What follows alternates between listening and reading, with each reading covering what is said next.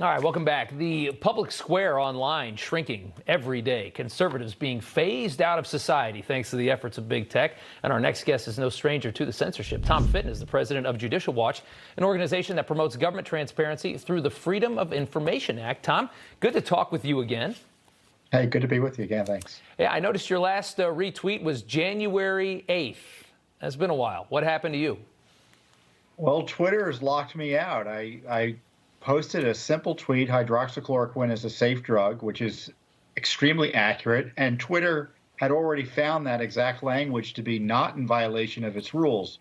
So they told me not only did I have to take it down, but if I did, I'd be locked out for 7 days anyway. So I appealed, and it's now 2.5 weeks later, and they've been keeping me off. I mean, you got to think that they probably already had their eye on you, right?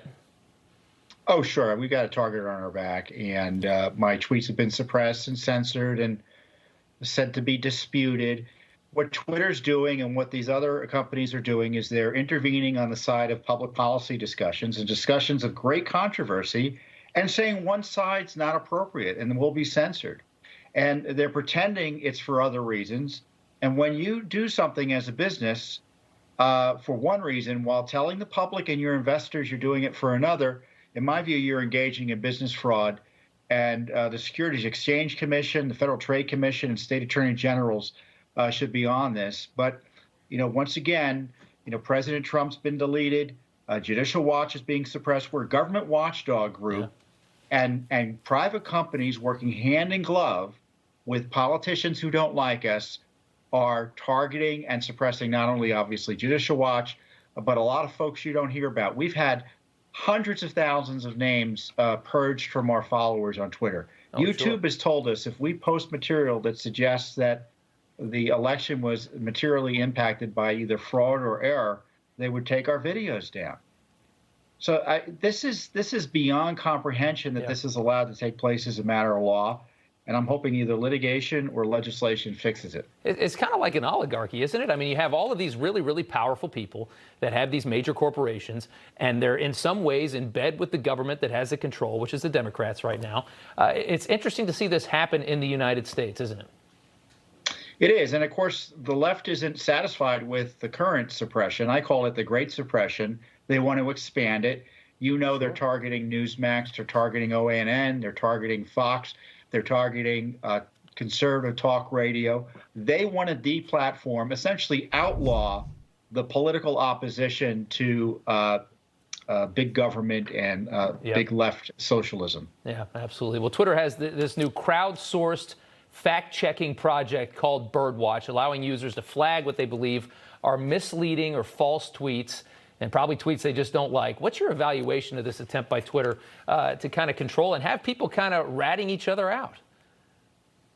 Oh, that's that's set up for the left to swarm conservatives like me and Judicial Watch and others who are out there. Yeah. And so you say the minimum wage laws, increasing the minimum wage, hurts jobs. Oh, they'll swarm you on that. That's misinformation. You say taxes are too high. That's misinformation. You say there's too much voter fraud. That's misinformation. And so we see what this crowdsourcing is. It's just a vehicle for the left to attack views they don't like. Yeah. I mean, just look at Wikipedia. Right. It's controlled by the left on issues of public controversy. And Twitter is really telling conservatives they're not welcome in the platform anymore. It is something else. What we're going through right now is unprecedented.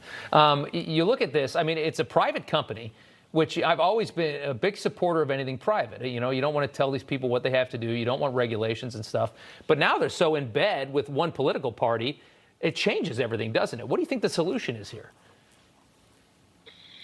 Well, they want to have their cake and eat it, too. I think Section 230, for instance, doesn't allow them to engage in bad faith discrimination based on politics. That's what's happening here.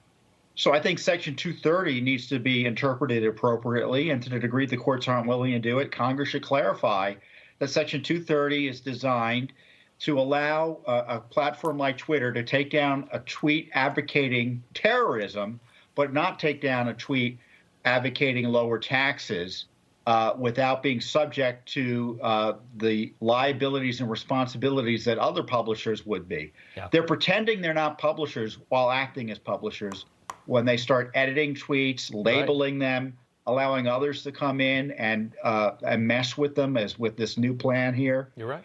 I don't think Section 230 needs reform. I think it needs to be enforced properly and read properly in some respects. And on the other hand, it's also discriminatory. This is a public square.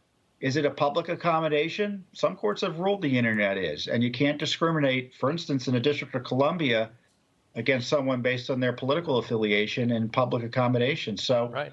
Just like they saying may be something, facing other challenges. Right, just like being outside and saying something on Twitter. It's a public, it's a public facility. It's somewhere we should all be able to say what we want. Tom, thanks so much for coming on. Tom Fitton of Judicial Watch. Good to see you. You're welcome. All right.